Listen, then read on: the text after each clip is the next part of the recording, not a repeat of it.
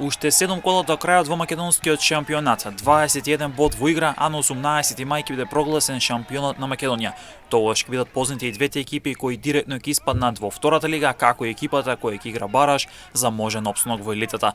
Брејара Струмица за прв пат е на ното од табелата во првата македонска фудбалска лига, откако нанижа 3 порази во низа, а на последните 5 меча има 4 порази, само едно реми или освоен, само еден бод од можни 15 бодови и тимот го презеде Фенерот. Од таа причина се случи и тренерска промена во Струмица, а Тони Атанасов си поднесе оставка поради серијата лоши резултати. Всушност, тој не успеа да забележи ниту еден триумф во шампионатот, а на негово место доаѓа Панче Стојанов, кој ќе има навистина тежок предизвик да избори опстанок во елитата.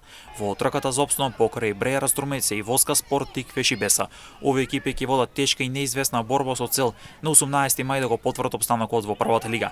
Брејара Струмица е на ното со 21 бод, по 22 бодови имаат Воска Спорт и Тиквеш, кој е во бараж зоната за опстанок, додека пак Беса е на 9-то место со 24 бодови или во зоната за директен опстанок. Како што е познато, последните две екипи испаѓаат директно во втора лига, а пак екипата која ќе заврши на 10-то место ќе игра бараж за можен опстанок во првата лига со екипата која ќе заврши на 3-то место во втората лига.